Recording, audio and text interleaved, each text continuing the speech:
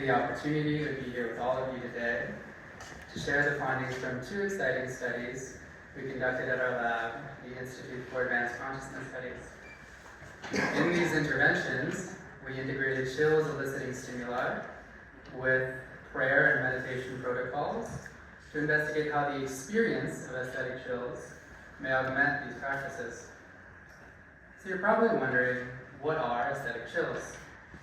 Well, they are a pleasurable, cold, tingling sensation that move up and down the spine, and they can be accompanied by piloerection, which is where your hair stands up on your skin, as well as changes in skin conductance, heart rate, and respiratory rate. So when does this phenomenon occur? You probably all had that spontaneous feeling of tingling down your spine. Perhaps you didn't know where it was coming from. Maybe you were listening to a beautiful piece of music, or taking in an awe-inspiring natural landscape. Well, it's not just you who've had this experience. It's a fairly universal phenomenon, documented across religious traditions, as well as in the arts and sciences, is something that can co-occur with creative insight. Despite it being a spontaneous experience, our lab has identified certain types of music, movie scenes, and speeches that can reliably elicit chills. We have aggregated some of these in our Chills-DB database and have leveraged this database to study the neurophysiology, phenomenology, and psychological effects of chills. So, what is happening when we experience chills? From a reward learning perspective, the signal is triggered when a stimulus is more significant than expected, which is why novelty and surprise can often generate chills. And within the reward learning process, chills represent the phase of peak consummatory pleasure. And it's at that point where the interoceptive signal of tingling is generated to direct your mind to pay attention, learn, and remember what it is that you are experiencing. Now, from a predictive processing standpoint, we can think of chills as the disruption and updating of priors that create a sense of openness, allowing room for learning, insight, and novel meaning making.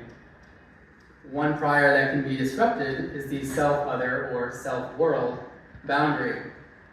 Hence, it's not surprising that our lab has found that chills replicate the breakthrough, insight, and self-transcendence phenomenology characteristic of mystical states, as well as the increased signal complexity thought to underlie those properties of psychedelics.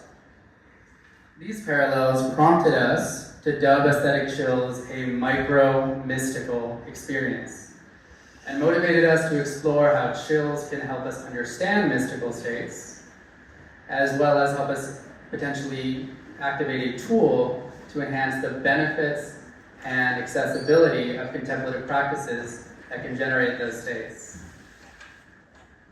So we studied two types of contemplative practices. Loving kindness meditation is a traditional Buddhist approach designed to cultivate compassion through expanding loving awareness from the self to all other beings. Liturgical Jewish prayer traditionally consists of three formats of expressing gratitude, praise, and petition in relation to a perceived divine attachment figure. Well, if you're anything like me, your experience with contemplative practice is likely quite varied. Sometimes you achieve that desired equanimous state, and other times it can feel like you're just going through the motions. You might feel significantly better after practice, or you might feel exactly the same as you did before. So how might we approach contemplative practice in a manner that maximizes the likelihood of achieving the desired state, as well as the desired well-being outcomes? Well, Patty Van Capellen's work, shown here, shows us a mechanistic key in this process. It's not simply that spiritual practices alone drive well-being, rather it's the self-transcendent emotions and states that they generate, like love, awe, peace, and gratitude. That's the lever. And if chills can amplify those states and emotions during contemplative practice, they should be able to amplify the downstream benefits as well. That's our core hypothesis.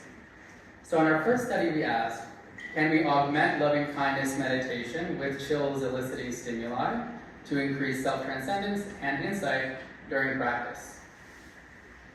To investigate this question, we executed a 2x2 randomized controlled trial where participants were assigned to either a loving kindness or mindfulness control group.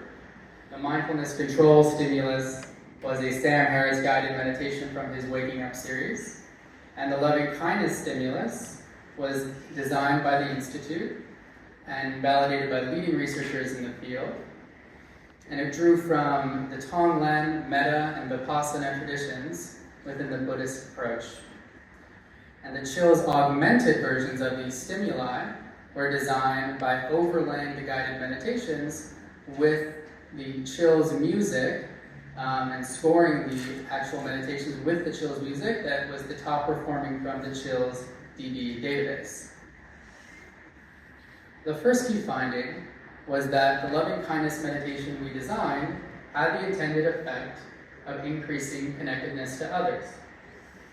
Interestingly, we found that the trait disposition towards vividness of internal imagery moderated this relationship, which indicated that to the degree a person was able to visualize expanding spheres of people in their life through the guidance of the loving kindness meditation, the greater the effect that the meditation had on their ability to cultivate connection to others.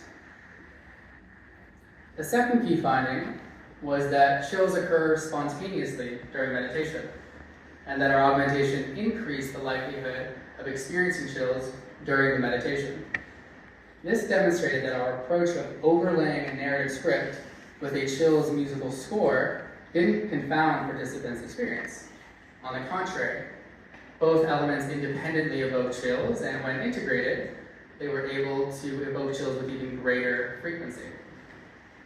These plots here illustrate how chills augmentation, regardless of meditation type, increased self-transcendence as measured by ego dissolution, connectedness, and moral elevation.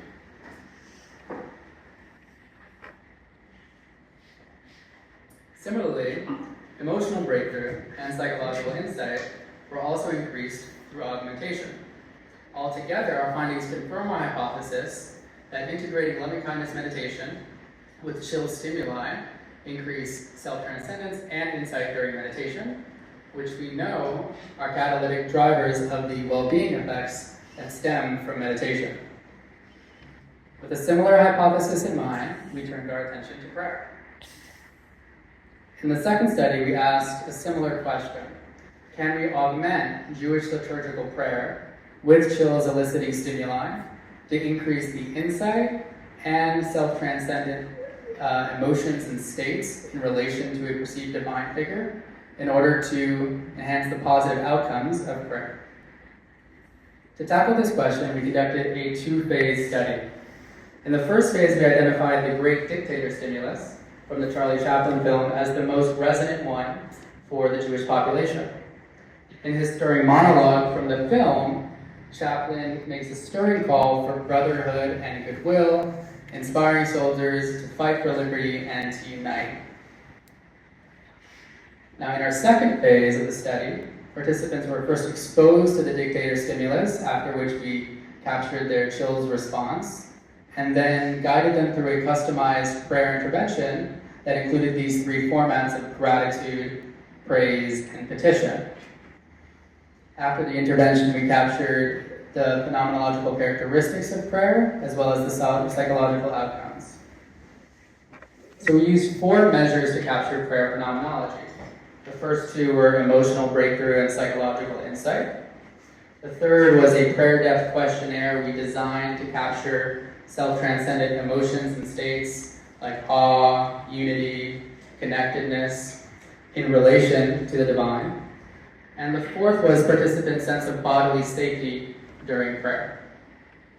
So our first key finding was that chills, in response to the dictator stimulus before the prayer, had the effect of increasing insight, breakthrough, and prayer depth during the subsequent prayer.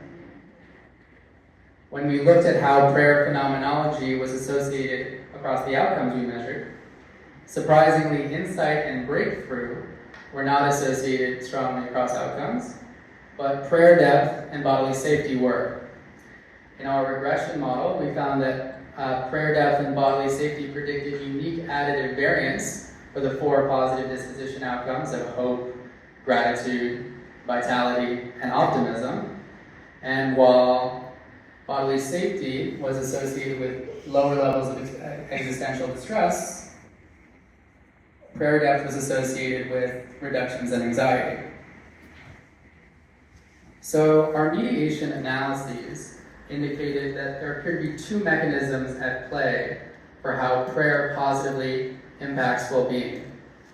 The first confirmed our hypothesis that Chills augmentation increases self-transcendent emotion in relation to the divine, or as we measured it, prayer depth, which in turn was associated with greater well-being.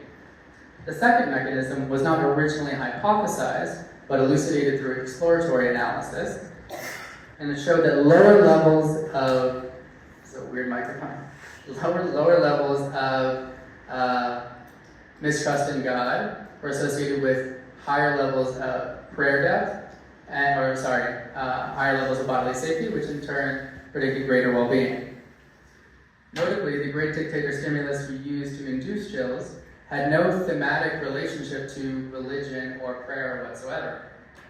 Yet the chills response it evoked significantly influenced the subsequent prayer. This suggests that the mechanism was domain invariant. It's the chill state itself, not necessarily the semantic content of the stimulus, that has an effect on contemplative practice. This parallels how in the previous study, the musical score was unrelated to the meditation, yet it enhanced self-transcendence during the meditation. However, here the stimulus was presented prior to prayer, and in the previous study, it was integrated simultaneously with the guided meditation. So the take-home conclusion from our 2 studies is that aesthetic chill stimuli are an accessible and customizable tool for enhancing self-transcendent experience and well-being outcomes of contemplative practice. I'm grateful to have had this opportunity to share our work with you today. And of course, I'd like to thank our amazing team at the Institute for Advanced Consciousness Studies, who made this work not only rigorous, but fun and exciting as well. And of course, expressing our deepest gratitude to our funders, without whom this work would not be possible. And so the next time you're researching contemplative practice, perhaps consider incorporating some chills evoking stimuli in your research. And here you can find a link to our lab website, as well as all the links to the manuscript and stimuli on the right. Yeah.